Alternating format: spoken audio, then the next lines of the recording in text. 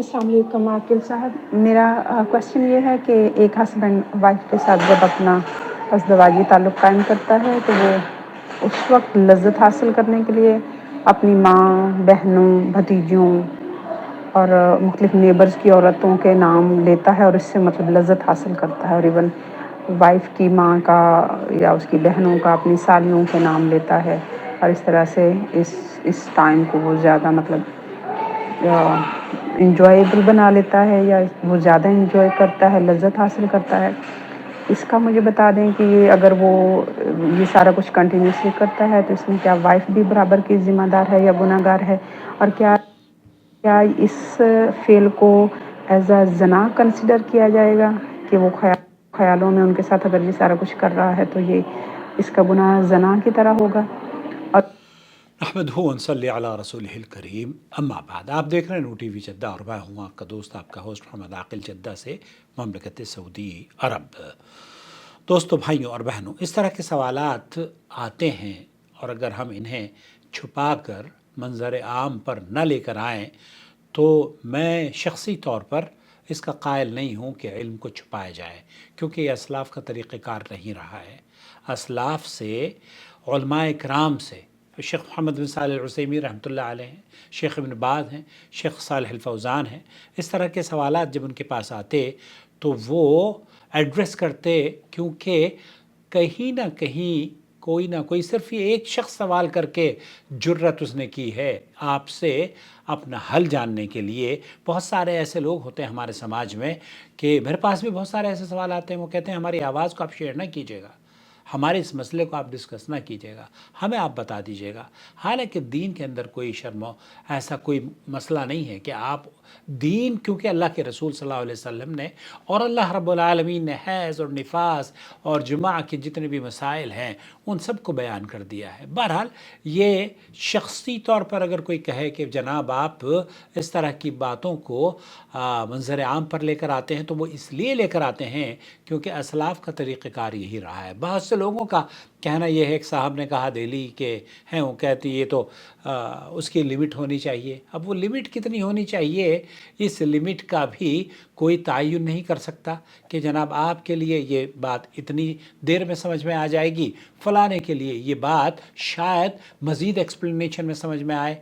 तो इसलिए ये लिमिट लगाना भी, इसका भी तयन या इसकी हद बंदी भी शायद मुश्किल हो। बहरहाल मैं कोशिश ये करता हूँ कि आप तक वो मौक़िफ़ जो कि सही मौक़िफ़ है और आपको आपके इल्म में आना चाहिए वो पेश कर देता हूँ। बहन ये जानना चाह रही हैं और यही सवाल समाहत शेख मोहम्मद बिन सालिह अल उसैमीन रहमतुल्लाह अलैह से पूछा गया। उन्होंने क्या जवाब दिया? आप ये कह रहे हैं कि सवाल करने वाले से कि अल्लाह ताला आप को बरकत अता फरमाए। यहाँ दुआएं दी हैं शेख ने ऐसे साइल से जो कि ये पूछ रहा है, बिल्कुल यही सवाल है।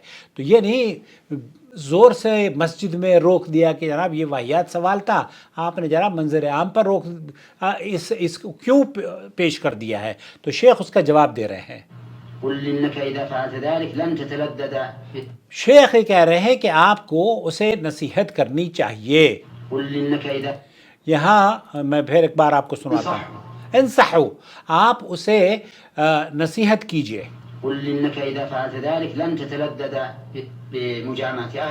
शेख फरमा रहे हैं कि अगर आपने इस आदत को बना लिया है और आप जब अपनी बीवी से अज़दवाजी ताल्लुक़ात कायम करते हैं तो ऐसी सूरत में आप अपनी बीवी से लज़्ज़त हासिल करने का जो कंसेप्ट है या वो लज़्ज़त जो आपको अपनी बीवी से हासिल करनी चाहिए थी, वो आप उससे महरूम हो जाते हैं। क्योंकि आपके जहन में ये सवाल पैदा ये आपके जहन में ख़ुद ब खुद ये बात पैदा हो जाती है कि मैं तो एक ऐसी औरत से हमबिस्तरी कर रहा हूँ जो कि मेरी बीवी नहीं है। अब आप अगर अपनी वालदा के बारे में ही ये तसव्वुर रखते हैं जैसे कि सवाल में किया गया है, या बहनों से या खाला से या सास से या सालियों से, तो ये निहायत ही कबीह अमल है। یہ آپ کی تخیلاتی دنیا ہے، اور اس دنیا، اس تخیل پر آپ کو کوئی نیکی تو ملنے سے رہی، حرام ہے. وهذا نعم هذا حرام. هذا حرام، یہ حرام ہے. وهذا يؤدي إلى أنك اور یہاں ایک بات اور آپ سمجھ لیجئے، شیخ فرما رہے ہیں کہ ایسا کرنے والا شخص وہ ذہنی طور پر کبھی بھی سکون حاصل نہیں کر پائے گا، کیونکہ اس کے اس عمل سے یہ لگتا ہے کہ وہ اپنی بیوی سے یا تو ناخوش ہے، یا اس کو پسند نہیں کرتا، یا پھر بیوی سے وہ زیادہ لذت ان عورتوں میں پاتا ہے جہاں تک وہ رسائی نہیں کر پاتا. اور آپ تو ان عورتوں کے بارے میں پوچھ رہی ہیں جو کہ ان کی محرمات میں سے ہیں. تو ایسی صورت میں اسے توبہ کرنی چاہیے. ایسا کرنے والے شخص کے بارے میں اہل علم کا جو خیال ہے وہ یہ کہ یہ حرام ہے، کیونکہ اگرچہ وہ کسی دوسری عورت سے مباشرت تو نہیں کر رہا، لیکن یہ چیز حرام تصور کے مشابہ ہے اور وہ اس سے لذت حاصل کرتا ہے. ابن خارج مالکی رحمۃ اللہ علیہ کا کہنا ہے کہ اس پر متعین ہے کہ وہ اپنے آپ کو اس فعل سے محفوظ رکھے، اسی طرح اس قبیح خصلت سے اپنے قول کو بھی محفوظ رکھے جس کی عام بیماری پیدا ہو چکی ہے کہ جب کسی شخص کو کوئی عورت پسند آتی اور اچھی لگنے لگتی ہے، وہ اپنی بیوی کے پاس آ کر اپنی حاجت پوری کرتا ہے تو اس عورت کو اپنے سامنے اور خیالات میں رکھتا ہے جسے اس نے دیکھا تھا. تو یہ ایک طرح سے زنا کی قسم ہے، کیونکہ ہمارے علماء کرام کا یہی موقف ہے اور یہی کہنا ہے کہ اگر کوئی شخص ایک پانی کے گلاس کو اپنی آنکھوں کے سامنے اسے شراب تصور کر کے، نشہ آور چیز تصور کر کے نوش کرے تو وہ اس پر حرام ہو جائے گا. جو اوپر بیان ہوا ہے وہ صرف مرد کے لیے خاص نہیں ہے، بلکہ یہ دونوں طرف ہے، عورتوں کے لیے بھی ہے، مردوں کے لیے بھی ہے. اس لیے اگر اس نے کسی شخص کو دیکھا اور وہ اسے اچھا لگنے لگے تو اس کے خیالات میں آ جاتا ہے جب وہ اپنے خاوند کے ساتھ ہو اور حاجت پوری کرنے لگے تو اس نے جسے دیکھا تھا اپنی آنکھوں کے سامنے تصور میں رکھتی ہے، تو اس طرح ہر ایک زانی کے معنی میں ہوگا.